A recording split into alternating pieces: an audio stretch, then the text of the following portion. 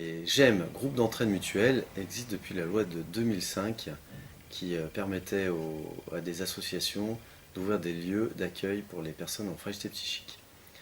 Alors, fragilité psychique, c'est assez large, ça apprend des gens qui peuvent avoir des troubles schizophréniques, bipolaires ou dépressifs. Et les gens, quand ils sont stabilisés, peuvent venir dans notre structure pour retrouver du lien social et par ce biais éviter les hospitalisations en hôpital spécialisé. Alors, il y a environ 450 à 500 groupes d'entraide mutuelle en France. Ils sont financés par l'ARS, l'Agence régionale de santé. Et donc il y a un cahier des charges à respecter pour pouvoir bénéficier de cette subvention. À Aix-les-Bains, le groupe d'entraide mutuelle s'appelle Horizon 73. Il existe depuis 10 ans et fonctionne grâce à ses adhérents. Donc l'accueil se fait pour les adhérents, ils peuvent faire des activités et quand ils vont mieux, ils peuvent aussi être responsables au niveau de l'association, être vice-président, président, trésorier, s'occuper du ménage, des courses et se sentir aussi utile auprès de l'association, et ce qui permet aussi de valoriser leur action. Donc c'est un lieu qui est complètement indépendant des soins.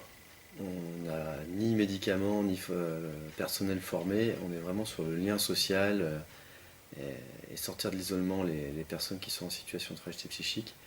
On vient en bout de chaîne, en complément des différents hôpitaux de jour ou CMP. Et on n'est surtout pas concurrentiel. Et on a souvent les personnes qui sont en bout de chaîne quand ils vont mieux et qu'ils ont encore besoin d'avoir une aide ou un accompagnement dans leurs activités. Alors ces structures fonctionnent avec des professionnels, animateurs et coordinateurs, mais le principe c'est que l'association est autogérée par les adhérents. Donc il y a un conseil d'administration et un bureau qui est composé par des adhérents, usagers, avec des partenaires aussi extérieurs, et c'est vraiment eux qui administrent et prennent les décisions au sein de l'association. Et ça c'est vraiment important dans le fonctionnement. Voilà, les choses, il ne faut pas qu'elles arrivent d'en haut, mais qu'elles viennent vraiment des personnes qui composent l'association. Les GEM sont un lieu de respect et de liberté, où on met en place de nombreuses activités pour justement que les gens puissent faire connaissance et puis créer du lien.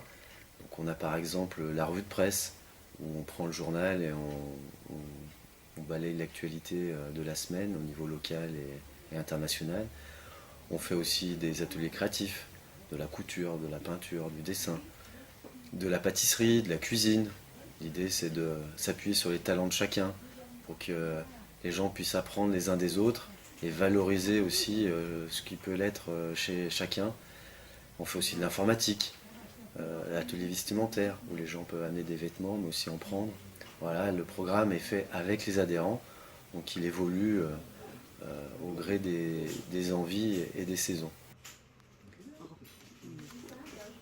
Les GEM ont l'obligation, dans le cahier des charges, d'être accompagnés par un parrain, entité morale, souvent une association, qui veille au bon fonctionnement et que la philosophie des GEM soit bien respectée au quotidien. C'est un peu comme un grand frère ou un parrain qui a un regard bienveillant sur l'association.